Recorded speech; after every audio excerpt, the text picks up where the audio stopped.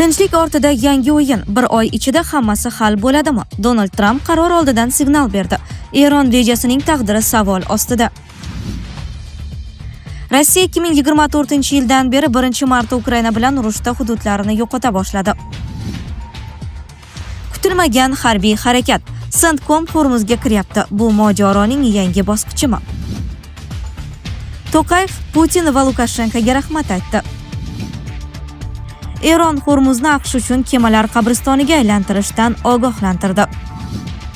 Dunyo siyosatini biz bilan faol kuzatib borayotgan tomoshabinlarga assalomu alaykum.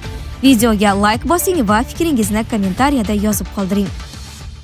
Sedanachi kompaniyasidan erkaklar uchun maxsus mahsulot. Prostamix erkaklar salomatligi uchun tabiiy yechim. Agar sizni prostata shamollashi, ichki diskomfort yoki turli noqulayliklar bezovta qilsa, unda Prostamix aynan siz uchun. Prostamix prostata faoliyatini qo'llab-quvvatlaydi va jinsiy zaiflik kabi muammolardan butunlay qutulishga yordam beradi. Eng muhimi, natijasini birinchi haftadayoq sezasiz. Batafsil ma'lumot olish uchun 55lik kodi bilan 503 2200 raqamlariga sim qoqing. Tinchlik ortida yangi o'yin. Bir oy ichida hammasi hal bo'ladimi? Donald Trump qaror oldidan signal berdi. Eron rejasining taqdiri savol ostida. Erondagi Tasnim agentligi xabariga ko'ra, Tehron ilgari surayotgan talablar qatorida quyidagilar bor. Hujum qilmaslik to'g'risida kafolat, Amerika qo'shinlarini Yaqin Sharqdan olib ketish, harbiy dengiz qamalini bekor qilish, Eronning aktivlarini blokirovkadan bo'shatish, reparatsiya to'lash, sanksiyalarni bekor qilish, butun front bo'ylab, jumladan Livanda ham harbiy harakatlarni to'xtatish, Hormuz bo'g'ozi faoliyati bo'yicha yangi mexanizm o'rnatish. Ekos nashri manbaga tayanib xabar berishicha, Tehronning rejasida Hormuz bo'g'ozi faoliyatini qayta tiklash, AQShning dengiz orqali qamalini to'xtatish hamda urushni uzil-kesil tugatish bo'yicha muzokaralar uchun 1 oylik muddat belgilangan. Kelishuvga erishilganidan so'ng Eronning yadroviy dasturi bo'yicha yana 1 oylik muzokaralar rejalashtirilgan deya ta'kidlaydi nashr suhbatdoshi. AQSh prezidenti Donald Trump allaqachon Tehronning takliflariga oldindan munosabat bildirgan. Tez orada men Eron bizga yuborgan reja bilan tanishib chiqaman, ammo uning qabul qilinishi mumkinligini tasavvur qila olmayman. Chunki Eron so'nggi 47 yil ichida insoniyat va dunyoga qilgan ishlari uchun hali yetarlicha to'lov qilmadi deya yozgan u Trust Social ijtimoiy tarmog'ida. Rossiya 2024-yildan beri 1-marta Ukraina bilan urushda hududlarni yo'qota boshladi. Aprel oyida Rossiya qo'shinlari Ukraina bilan urushda 116 kvadrat kilometr hudud ustidan nazoratni yo'qotdi deb hisoblamoqda Amerikaning Urushni o'rganish instituti. Tahlilchilarning fikricha, bu 2024-yil avgust oyida Ukraina qurolli kuchlari Kursk viloyatiga bostirib kirganidan beri 1-marta sodir bo'ldi. Gap faqat amalda ushlab turilgan hududlar haqida ketmoqda. Qo'shinlar vaqtincha mustahkamlanmasdan kirishi mumkin bo'lgan hududlar bundan mustasno. Shu bilan birga Rossiya armiyasining hujum sur'atlari pasayishda davom etmoqda deya ta'kidlaydi ICV. Agar 2025-yil boshida u kuniga o'rtacha 9,76 kvadrat kilometrga ko'tarilgan bo'lsa, 2026-yilning dastlabki 4 oyida bu ko'rsatkich 2,9 kvadrat kilometrni tashkil etdi. So'nggi 6 oy ichida Rossiya 1443,35 kvadrat kilometr hududni egalladi. 1 yil avval xuddi shu davrda 2368,38 kvadrat kilometr edi. ICV Rossiyaning hujum sur'atlarining pasayishini Ukrainaning quruqlikdagi qarshi hujumlari va dronlardan faol foydalanishni o'z ichiga olgan o'rta masofali zarbalari bilan izohlaydi. Bundan tashqari, Ukraina hududida Starlink terminallaridan foydalanish imkoniyatining yo'qolishi va Telegram ilovasining bloklanishi Rossiya armiyasining boshqaruv va aloqa bilan bog'liq muammolarni yanada kuchaytirgan. Shu bilan birga 2025-yil kuzidan boshlab Rossiya qo'shinlari hududlarni to'liq egallamasdan kichik guruhlar bilan ularga kirish taktikasini faol qo'llay boshladi.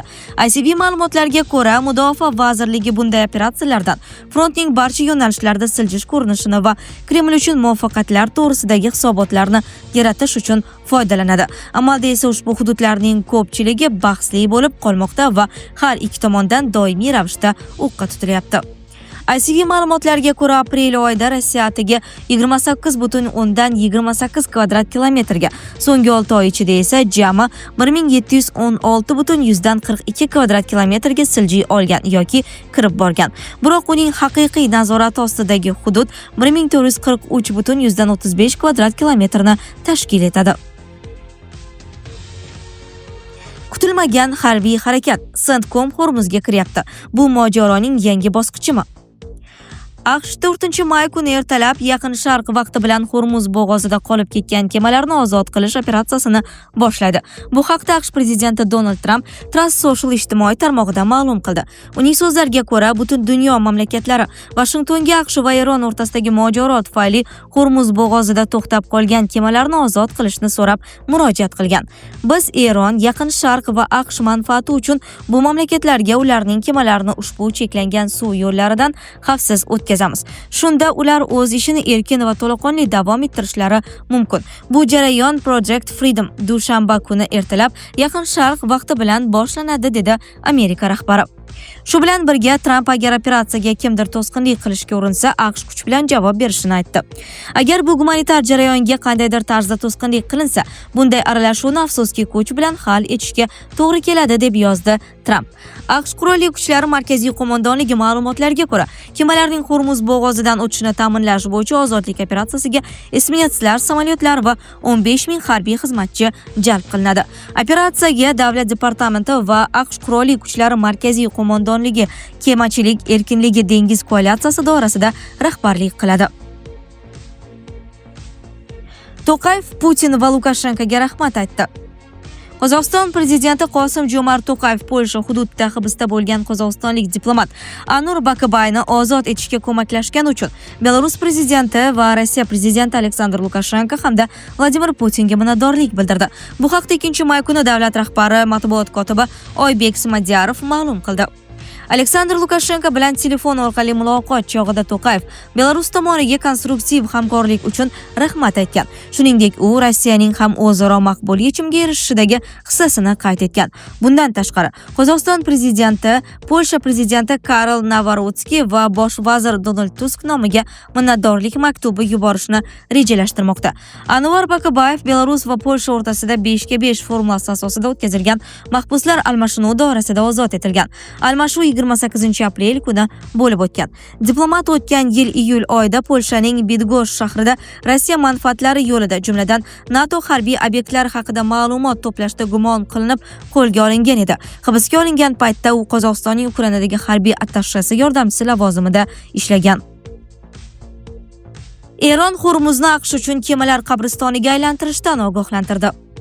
Eron oliy rahnamosining harbiy maslahatchisi Muhsin Rizoiy AQSh uchun Hormuz bo'g'ozini kemalar qabristoniga aylantirishdan ogohlantirdi. U bu haqda o'zining X ijtimoiy tarmog'idagi sahifasida ma'lum qildi. Muhsin Rizoiy Eron Islom inqilobi qo'riqchilari korpusining sobiq qo'mondoni hisoblanadi. AQSh aviatashuvchiga ega dunyodagi yagona qaroqchi davlatdir. Bizning qaroqchilarga qarshi kurashish qobiliyatimiz harbiy kemalarni cho'ktirish imkoniyatlarimizdan aslo qolishmaydi. Samolyotingiz qoldiqlari Isfahonda qolganidek kemalaringiz va qo'shinlaringiz ham qabristonga tushishiga tayyor turing, dedi Rizoiy. 2-may kuni AQSh prezidenti Trump AQShning Hormuz bo'g'ozini qamal qilishini qaroqchilikka qiyoslab, buni juda daromadli ish deb atadi. Biz kemani qo'lga oldik, yuk va neftni qo'lga oldik. Bu juda daromadli biznes. Biz xuddi qaroqchilarga o'xshaymiz, dedi u. AQShning dengiz blokadasi tufayli AQSh qariyb 5 milliard dollarlik neft daromadidan mahrum bo'ldi. 13-apreldan beri AQSh harbiylari neft va boshqa kontrabanda yuklari bilan blokadani buzib o'tishga uringan 40 dan ortiq kemaning yo'nalishini o'zgartirgan. Jami 53 million barrel Eron nefti ortilgan 31 ta tanker Fors ko'rfazida qolib ketgan. Ularning qiymati kamida 4,8 milliard dollarga baholangan. Shuningdek, 2 ta kema AQSh tomonidan qo'lga olingan. Sizlarga yetkazmoqchi bo'lganlarimiz shulardan iborat edi. Dunyo yangiliklaridan uzoqlashmang.